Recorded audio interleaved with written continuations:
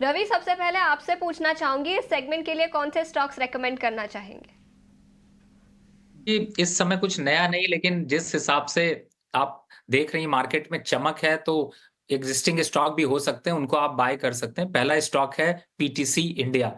Current level मैंने यहाँ पर कोई बाय का लेवल की बात करूं तो करंट लेवल दिया है, खरीदिए। 235 तक का लक्ष्य है, अच्छा खासा मोमेंटम है। और अगर आप अभी के मार्केट को देख रहे हैं तो इंट्राडे में भी प्रॉफिट दे सकता है, और अगर भूल जाएंगे तो आगे लॉन्ग टर्म पे भी प्रॉफिट आपका चलता रहेगा। तो 235 के टारगेट के लिए पीटीसी इंडिया करंट लेवल पर बाय करना चाहिए।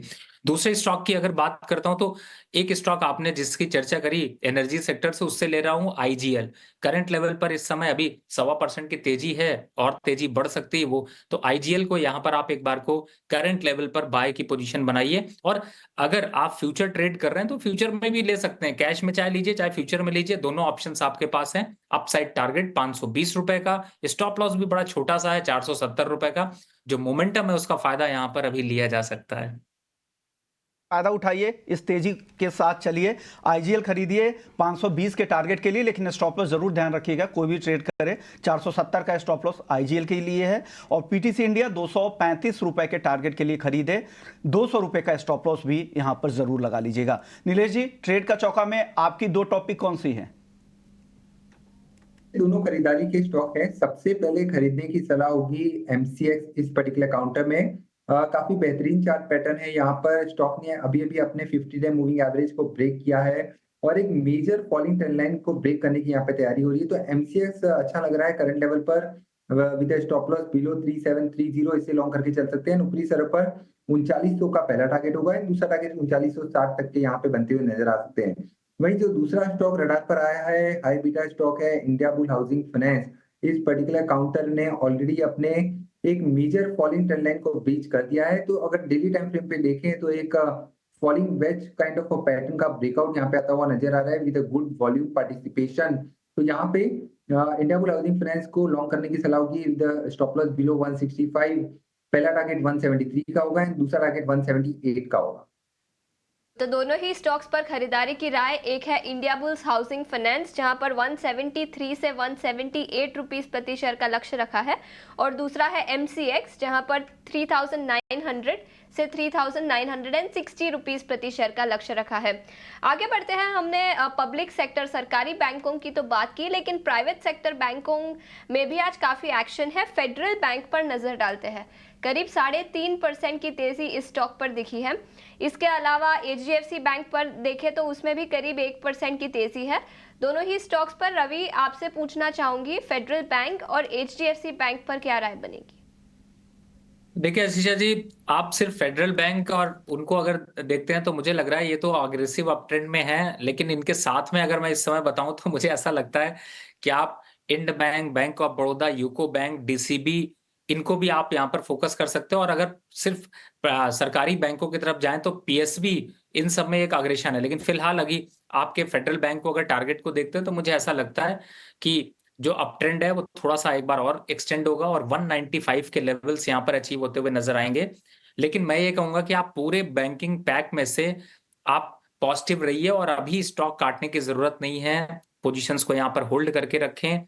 और ओवरऑल जो प्राइवेट सेक्टर के जो छोटे मझोले बैंक है उनमें भी थोड़ा अग्रेशन दिखाई दे सकता है आने वाले नेक्स्ट वीक तक में, तो आप इनको यहाँ पर बाय करके चल सकते हैं।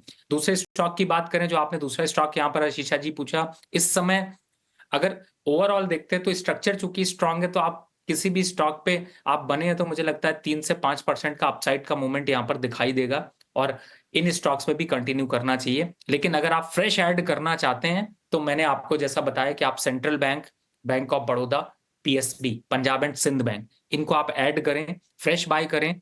2% का स्टॉप लॉस, तो 5 पर 7% के अपसाइड का मूवमेंट मिल सकता है। तो रवि जी की तरफ से ये सलाह आ रही है। लेकिन चलिए कुछ और शेयरों की बात कर लेते हैं। हेल्थ केयर सेक्टर में आज मैक्स हेल्थ देखिए करीब करीब 8.5% की तेजी यहां पर दिख रही है। इसके अलावा भी कुछ और हेल्थ केयर कंपनियां हैं, पॉली मेडिकेयर, रैनबो, यहां पर भी ठीक ठाक तेजी है, 2.5% की तेजी है। मैक्स हेल्थ, नीलेश जी बताइए क्या लग रहा है, इतनी तेजी दिख रही है 8.5%, क्या आगे और तेजी बढ़ेगी क्या इसकी? बिल्कुल देखिए बहुत ही बेहतरीन चार्ट पैटर्न है यहाँ पर और एक कंसोलिडेशन यहाँ पे जो कंटिन्यू होता हुआ नजर आया था उसके बाद स्टॉक पहली दफा अपनी एक मेजर फॉलिंग ट्रेंड लाइन और मैं कहूँगा एक सिमेट्रिकल ट्रायंगल फॉर्मेशन का ब्रेकआउट देता हुआ नजर आ रहा है। तो स्ट्रक्चर काफी स्ट्रांग है, जिनके पास लॉन्ग पोजीशन है बिल्कुल बने रहना चाहिए। अगर कोई फ्रेश पर्सपेक्टिव से जाना जाता है तो मैं कहूँगा अगर थोड़ी सी डिप मिले 850 840 की रेंज में तो वो एक अच्छी अपॉर्चुनिटी हो सकती है फ्रेश खरीदारी के लिए। टारगेट थोड़े से कंजर्वेटिव टारगेट 900 920 के होंगे और एग्रेसिव टारगेट यहाँ पे इस पर्टिकुलर काउंटर को 4 डिजिट में लेके जा सकता है। 1000 प्लस तक के लेवल यहाँ पे देखने को मिल सकते हैं। काफी बेहतरीन चार्ट पैटर्न है, बिल्कुल कोई भी डिप मिले तो इसे लॉन्ग करने की सलाह होगी। मिले तो खरीदे यहाँ पर। यहाँ ये 1000 रुपए के ऊपर भी जा सकता है, ये सलाह है मैक्स हेल्थ पर नीलेश जी का। आज तेल गैस शेयरों में भी अच्छी तेजी है। जीएसपीएल करीब करीब 3% की तेजी यहाँ पे दिख रही है। गेल, पेट्रोनेट, ऑयल इंडिया कल भी यहाँ पर अच्छी तेजी थी। रवि जी क्या हो रहा है यहाँ पर, क्या तेजी और बढ़ेगी इस सेक्टर की? कुछ यहाँ पे आपकी तरफ से कोई टॉप ट्रेड इस सेक्टर से?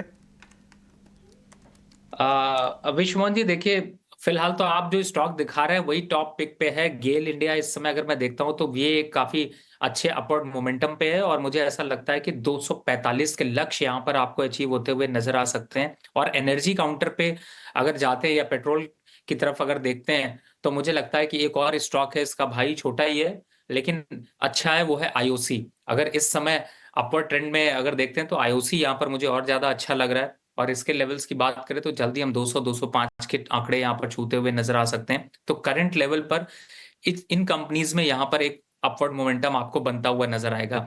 दूसरी तरफ है जिन लोगों ने यहाँ पर ओएनजीसी, एनटीपीसी इस तरीके के स्टॉक्स को अगर होल्ड करके रखा है तो प्लीज उनको चलने दीजिए।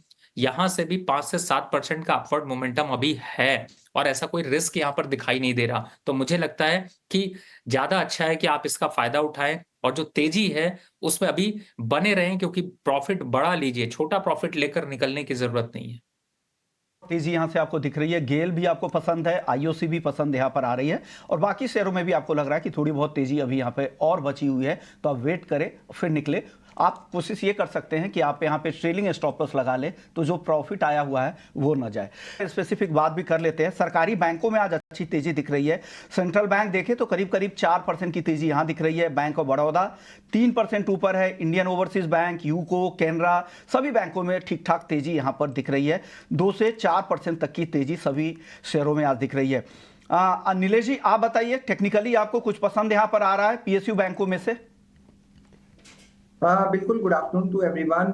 देखिए PSU banking space as a whole काफी अच्छा लग रहा है और यहाँ पर हमारी जो प्रीफर्ड बेट है वो स्टेट बैंक ऑफ इंडिया है।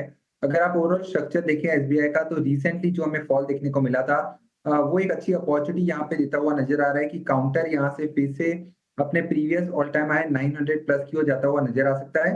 तो बिल्कुल यहाँ पे कोई भी डिप मिले तो definitely State Bank of India as a preferred bet add करके चल सकते हैं। ट्रेडिंग के पॉइंट ऑफ व्यू से 820 का स्टॉप लॉस यहाँ पे रखना होगा एंड ऊपरी स्तर पर 870 एंड 900 तक के टारगेट यहाँ पे देखने को मिल सकते हैं।